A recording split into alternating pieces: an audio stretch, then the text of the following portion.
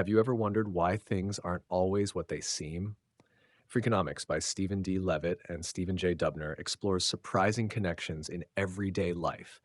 It asks unusual questions like why drug dealers often live with their mothers, or how a child's name might shape their future.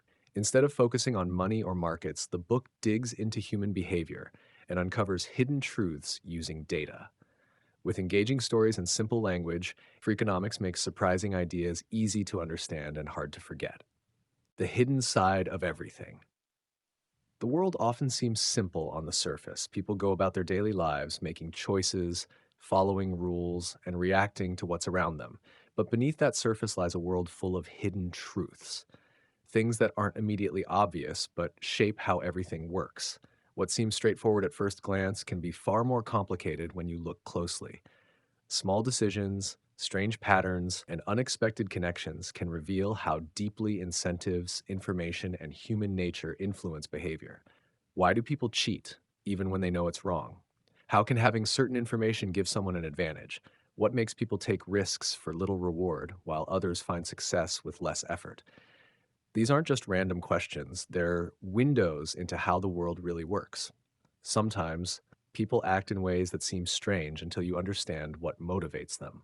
Incentives, whether money, praise, fear, or something else, often guide decisions in surprising ways. The hidden side of everything isn't just about numbers or statistics, it's about people and the choices they make every day. Looking beneath the surface means questioning things that are usually taken for granted. Why do some rules exist? Who benefits from them? What do people do when they think no one's watching? These kinds of questions can lead to surprising answers that challenge what seems obvious. Understanding this hidden side can change how everyday life is seen. Things like buying a house, sending a child to school, or even choosing a name can carry layers of meaning that aren't immediately clear. What seems like luck or coincidence might actually be the result of hidden incentives and unseen factors. By paying attention to what lies beneath, it becomes possible to understand the world in a deeper, more thoughtful way. There's a certain excitement in uncovering truths that most people overlook. It's like lifting a curtain and seeing a completely different picture behind it. Curiosity leads to questions, and those questions open doors to new ways of thinking. Life is full of puzzles, and sometimes the most interesting answers come from asking the most unexpected question. Chapter 1. What do school teachers and sumo wrestlers have in common? At first glance, school teachers and sumo wrestlers couldn't seem more different. One shapes young minds in classrooms while the other competes in a traditional Japanese sport. Yet beneath the surface, they share something unexpected. Both respond to incentives, and sometimes those incentives lead to cheating. People often think of cheating as rare or limited to certain situations, but the truth is, when the reward is tempting enough or the punishment for failure is too harsh, many people find ways to bend the rules. It's human nature. Imagine a teacher whose job depends on how well their students perform on a test. The pressure can be enormous. For some, that pressure leads to doing things they wouldn't normally consider, like quietly fixing a few wrong answers after the students leave. It might seem shocking, but when someone's career is at stake, the line between right and wrong can blur. On the other side of the world, sumo wrestling is more than just a sport. It's deeply tied to Japanese culture and tradition. Wrestlers are expected to show honor and respect. But even in a world built on ritual, incentives play a powerful role. Winning matches brings prestige, better living conditions, and higher pay. Losing can mean dropping to a lower rank and starting over. With so much on the line, some wrestlers have been caught making silent agreements. You let me win this time, and I'll return the favor when you need it. To outsiders, it seems unthinkable. But for those involved, the stakes can make bending the rules feel justifiable. What connects these two worlds is simple. When people face strong incentives, whether rewards for success or fear of failure, they sometimes make choices that go against what's expected. It's not always about being a bad person. It's about how circumstances and pressures can push even the most honest individuals towards surprising decisions. Looking at these examples shows something important about human behavior. It's easy to assume people always play fair, especially in respected professions or traditions. But incentives are powerful. They shape actions in ways that aren't always visible from the outside. Sometimes, to truly understand why people do what they do, you have to look beyond what's obvious and ask, what's motivating them? Chapter 2. How is the Ku Klux Klan like a group of real estate agents? At first, it seems impossible to compare a hate group like the Ku Klux Klan with real estate agents. One is known for spreading fear and violence, while the other helps people buy and sell homes. Yet, despite how different they seem, both rely on the same powerful tool: information. Information is like a secret weapon. When one person knows something that others don't, they can use that knowledge to their advantage. The Ku Klux Klan thrived for years by keeping its activities, rituals, and member identities hidden. This secrecy gave them power through fear. People are often more afraid of what they don't know. But when their secrets were exposed, much of that power faded. Information, once revealed, can take away the mystery and fear that secrecy creates. Real estate agents, while not harmful like the Klan, also use information to their benefit. They often know things that buyers and sellers don't, like how much a house is truly worth or how long a property has been on the market. A buyer might rely on an agent's advice, thinking it's fully in their best interest. But sometimes the agent's goal is to close a deal quickly rather than get the best price for the client. Even a small difference in price might not matter much to the agent's commission, but it can mean thousands of dollars for the buyer or seller. By controlling information, like how urgent a seller is or how much interest there really is in a house, agents can subtly guide decisions in ways that benefit them more than their clients. What ties these two examples together is the idea that whoever holds the information holds the power. Whether it's a dangerous group using secrets to intimidate people or professionals using knowledge to steer decisions, information can be used as a tool to influence others.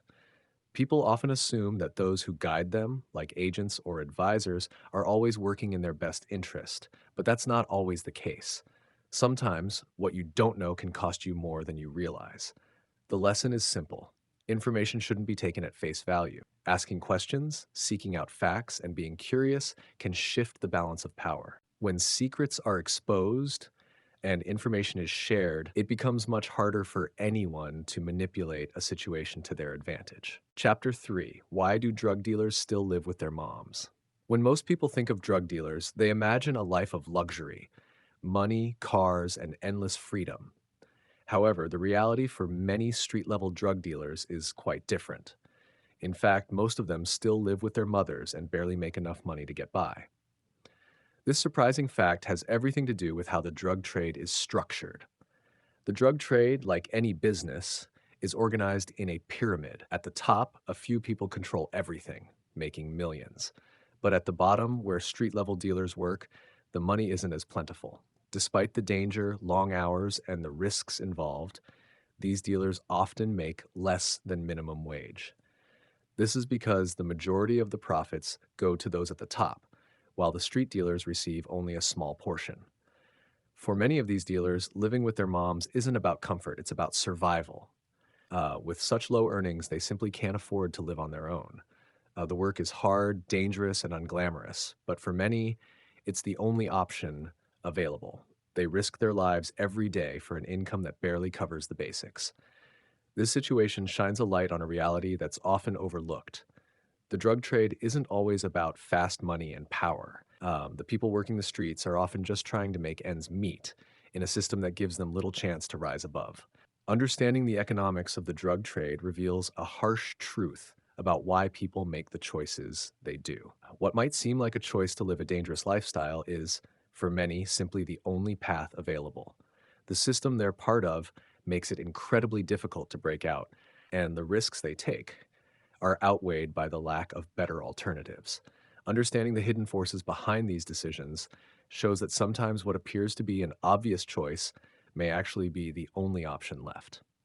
Chapter 4: Where have all the criminals gone? In the 1990s, crime rates in the United States fell dramatically, and no one seemed to have a clear explanation for why. For years, crime had been rising, but suddenly it dropped without any obvious reason. People wondered if it was the result of new laws, better policing, or perhaps changes in society. But the real answer was far less obvious and more surprising than anyone could have guessed. One explanation that has been suggested is the impact of legalizing abortion. It may sound strange at first, but research shows that crime rates tend to be higher in communities where a large number of children are born into difficult circumstances: poverty, single-parent homes, and unstable environments. After abortion was legalized, women in tough situations were able to choose whether to have children. Many of them decided not to, and as a result, fewer children grew up in environments that led to criminal behavior later in life. The people who were most likely to commit crimes, especially violent ones, were those who had been born into those difficult situations. With fewer of them being born, fewer people ended up in the criminal justice system. The link between abortion and crime reduction doesn't mean abortion was the only factor, but it did play a significant role in changing the dynamics of crime in America. While this may seem like an unlikely connection, it shows how deeply social and economic factors influence crime rates. People's decisions, often made years before a crime happens, can have a lasting impact on society as a whole.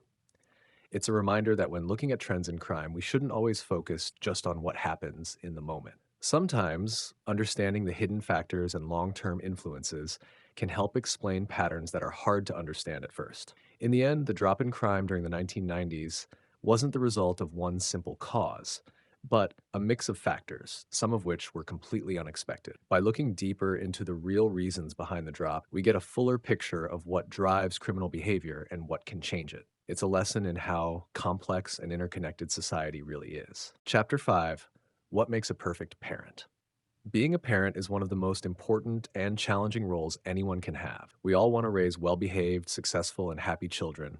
But what does it actually take to be a perfect parent? Many parents try to do everything right, from choosing the best schools to enrolling their children in extracurricular activities. But the real secret might not be what you expect. It turns out that some of the most common practices that parents think are helping their children may not actually have as big an impact as they believe. Things like spending extra money on expensive tutors, enrolling kids in numerous classes, or even being overly involved in their children's lives don't necessarily guarantee success or happiness. In fact, research shows that many of the qualities parents value most, like spending time together or having good conversations, are often more important than material things or strict control. A big factor in parenting is simply providing a stable, loving environment where children feel safe and supported. What parents do in their everyday lives and how they handle the ups and downs of life can have a much bigger influence on their kids than any amount of money or effort spent on outside activities.